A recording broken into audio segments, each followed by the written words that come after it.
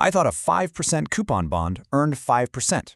For the longest time, that was my exact assumption about fixed income. I mean, it seems perfectly logical, doesn't it? It's right there in the name. You buy the bond, you collect your 5%, and you call it a successful day in the markets. But as we're going to unpack in this explainer, fixed income isn't always as, well, fixed as it appears. Honestly, if you've ever looked at a bond offering and assumed the coupon rate was the exact same thing as your investment return, you are definitely not alone. It's got to be the single most common piece of cognitive dissonance when we talk about fixed income returns. We see a percentage, we anchor our expectations right to it, and we just assume that's the whole story. But let's break down exactly why that assumption completely falls apart in the real world. Think about it like this. If the bond pays 5% every single year, what else could your return possibly be? I mean, 5% is 5%, right? Take a second and really think about this. If the cash being handed to you by the issuer is a fixed amount every year, what is the missing piece of the puzzle that could mathematically alter your actual return?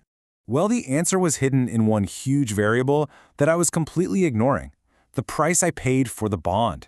This is where everything shifts. You see, it's not just about what the bond hands you, it's about what you handed over to get the bond in the first place. When we talk about returns, we're always measuring what we get out against what we originally put in. And in the bond market, what you put in, your purchase price, is constantly moving. Let's look at a tale of two investors buying the exact same bond. Investor A buys it and pays exactly 100 rupees. Meanwhile, investor B manages to buy that identical bond, but they only pay 95 rupees. They bought it at a discount. Now keep in mind, they are both holding the exact same piece of paper, issued by the exact same entity. Now here is where it gets really interesting. Despite paying completely different prices up front, both investor A and investor B received the exact same 5 rupee coupon every single year. The bond issuer, they don't care what you paid in the secondary market. They're not looking at your brokerage account. They just look at the stated face value of the bond and send out that 5 rupee.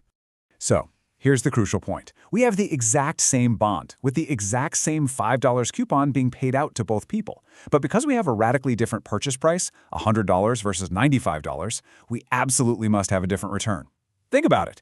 Investor B, who only paid $95, is getting the same $5 a year as Investor A, plus they're going to get the full face value back when the bond matures. Their money is literally working harder for them. That flat 5% return assumption we started with, completely disrupted. And that brings us to the core realization, the real aha moment here. A coupon tells you what the bond will pay. It does not tell you what return you'll earn. The coupon is simply a physical characteristic of the bond itself, kind of like the color of a car. It's an important detail, absolutely, but it doesn't actually tell you how fast you're going to get to your financial destination.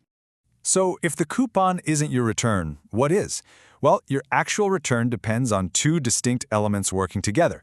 First, the cash flows you receive. So yes, that includes the regular coupon payments and the final principal repayment at the end. But second, and just as importantly, the price you pay today for the right to receive those future cash flows. You simply cannot calculate a true return without both sides of that equation. And that exact equation is why a metric called yield to maturity, or YTM, exists in the first place. Yield to maturity is the comprehensive return you'll earn if you buy a bond at today's specific market price and hold it all the way until it matures. It neatly rolls the coupon, the purchase price, and the time left into one single, highly accurate percentage. Let's put these two concepts head-to-head visually. Think of the coupon rate like a magnifying glass hovering right over a fixed bond certificate. It really just answers one simple question: how much will this bond pay? It's completely static and unchanging. But yield to maturity? That is a dynamic calculation. It takes your actual purchase price, whether that's the $100 or the $95 we talked about earlier, and transforms it into a percentage that asks the much more vital question: what return will I actually earn?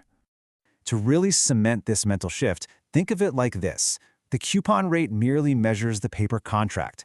Yield to maturity, on the other hand, measures the investment. And as an investor, your goal isn't just to collect paper contracts, right? Your goal is to efficiently grow your capital. You always have to measure the investment itself. A coupon stays fixed regardless of what you paid. Your return doesn't. That's exactly why coupon rate and yield to maturity are two different things. So, the next time you look at a bond offering, ask yourself, are you just buying a coupon, or are you actually calculating your yield? Follow for more such finance-related concepts explanation.